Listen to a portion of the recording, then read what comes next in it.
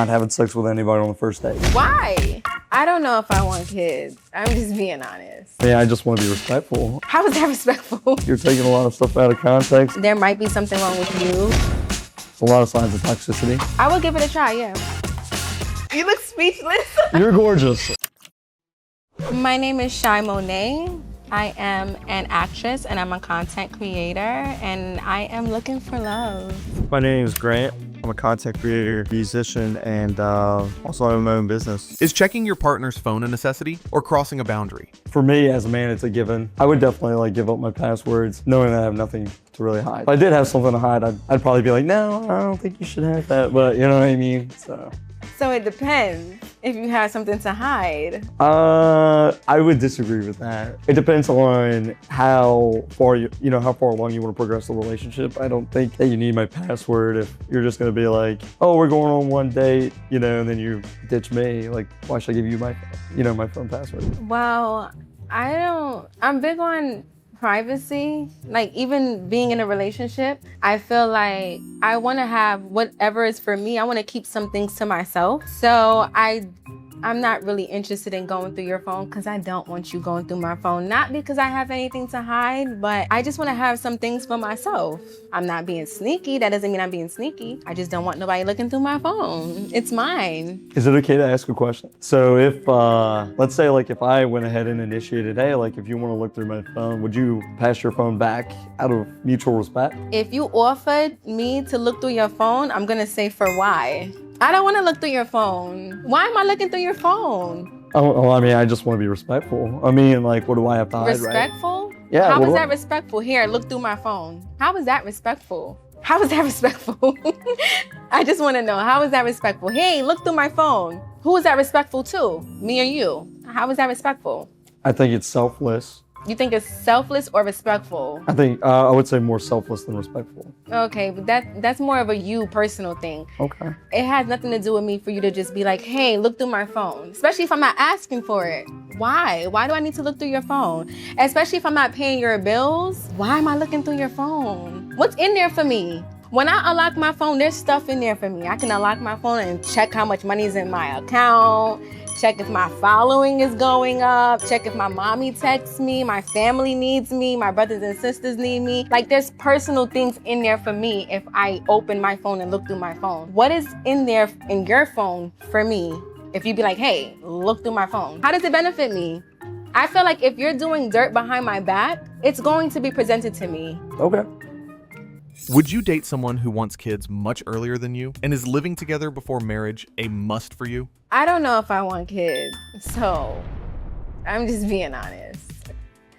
As far as living together, I feel like I enjoy my own space, and I feel like we should enjoy our own spaces and get to know each other before making it a thing where we're living together, if that makes sense. So I definitely want to be a father. There's things that I'm not willing to compromise on what I want out of the next phase of my life. I want to be married. I want to be a father. I want to be a great husband. There's aspirations in my life that I really want out of this next phase. And I want kids and I want to be loved and loved. I would say living together is, before marriage is not a bad thing. I would like to do that. I would accept that. Now, having kids before marriage, probably not. I don't want something that's supposed to be beautiful to become the reason why we get married. Right. I don't want our kids to feel like we got married because we had them. I don't want them to feel responsible for what we're building.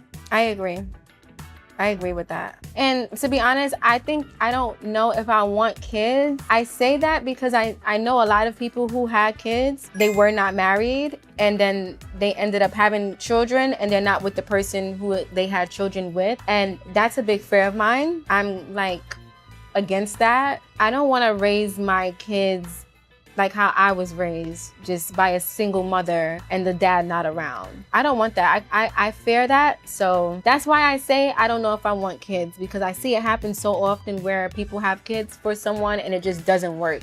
Can I ask you a question? Sure. Are your parents still together? They were really never together, to be honest. Got you. And then, do you have any siblings? I'm the only one with my own father, and then they all have the same father. Are any of them married? And my mom was never married. So none of your siblings are married either? I'm the oldest, and my brothers and sisters are very young. Gotcha.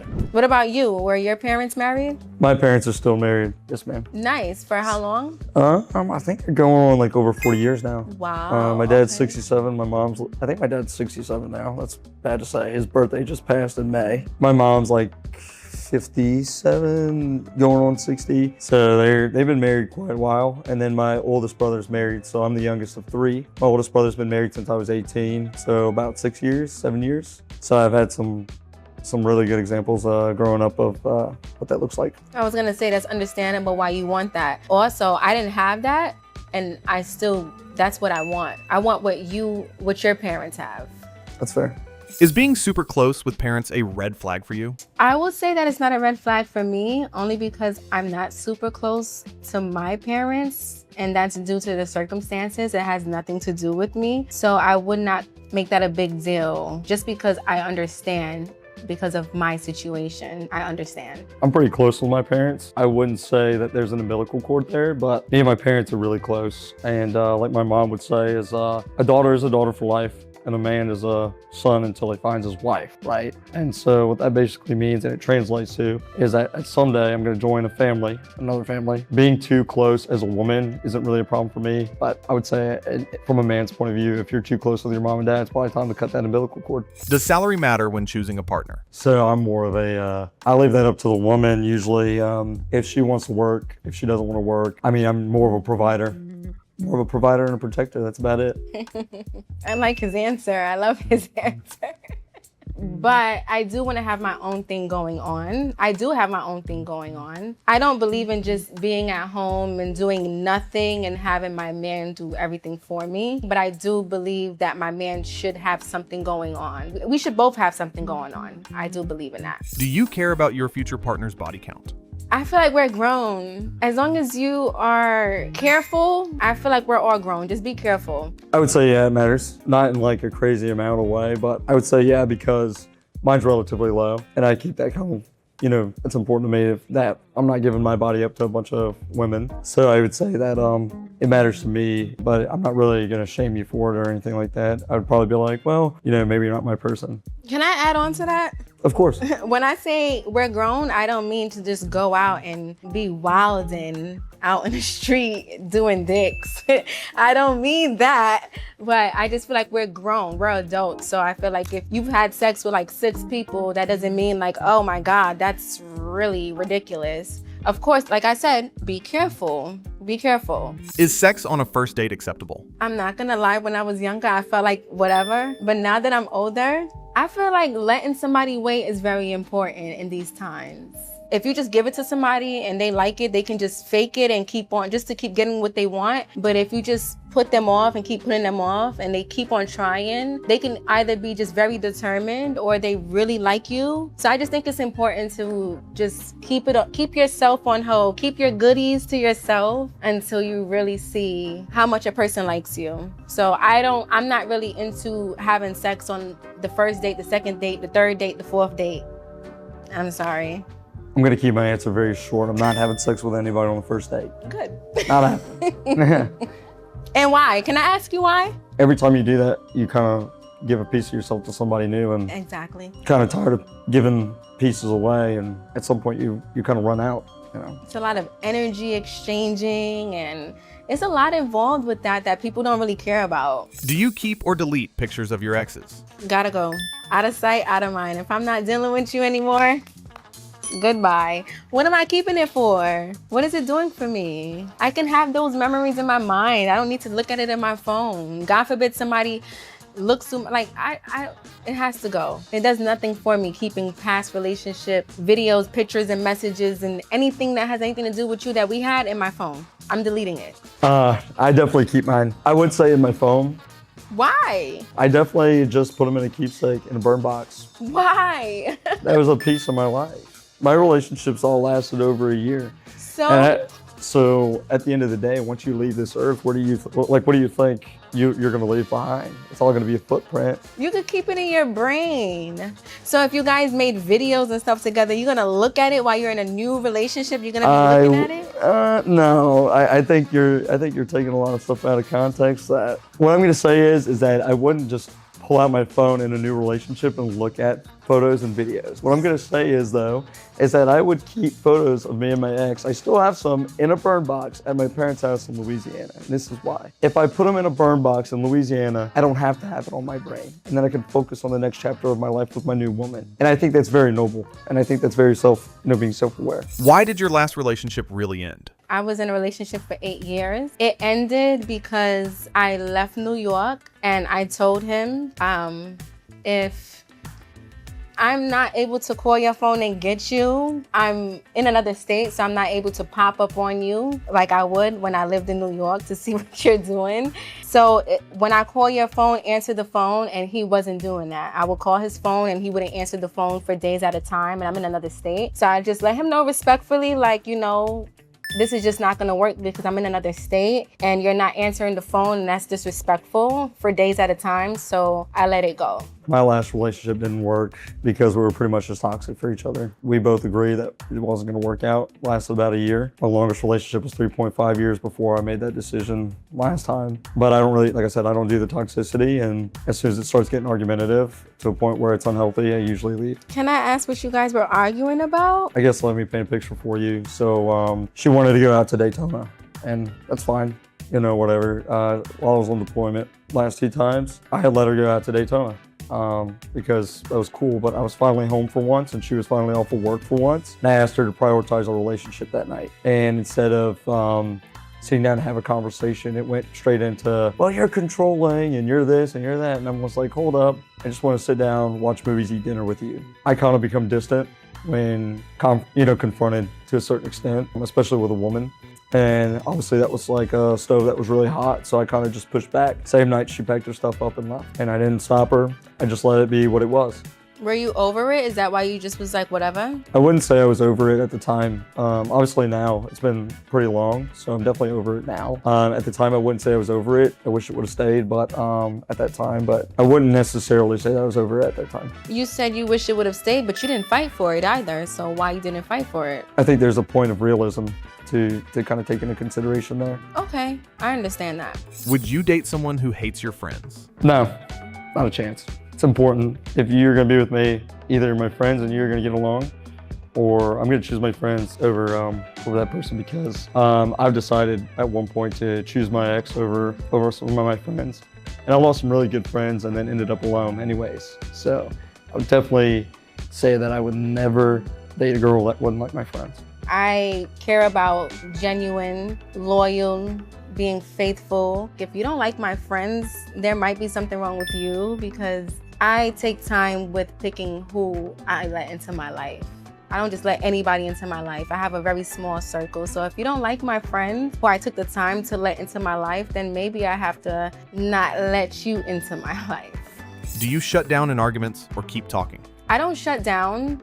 I'll try to prove my point, but to an extent. If it's starting to become an argument and we're arguing and yelling and I'm not getting through to you, then I guess I'll end up shutting down. I don't like to keep going back and forth and disrupting my peace. So if it gets to a point where we're arguing and it's getting chaotic, then yes, I'm probably gonna shut down. I would say I'm definitely not interested in toxicity. And I think that when you try to push an issue, in both ways, and you can't come across in a healthy conversation, that is like a huge red flag to me. The way that I usually handle it is with a timeout, like a 5-minute break, and let's revisit this later. If we're gonna argue, let's make sure we do that timeout, because I'd rather have a healthy and a progressive conversation rather than backtracking, because that's all you're doing whenever you try to push an issue and don't get across to somebody else. What's your biggest turn on and turn off in a conversation? The biggest turn on in a conversation is intellect, you being intelligent, smart, knowing what you want. The biggest turn off is just being very self-centered and disrespectful, not considering the other person. I don't like that. I don't like somebody who's just all about themselves and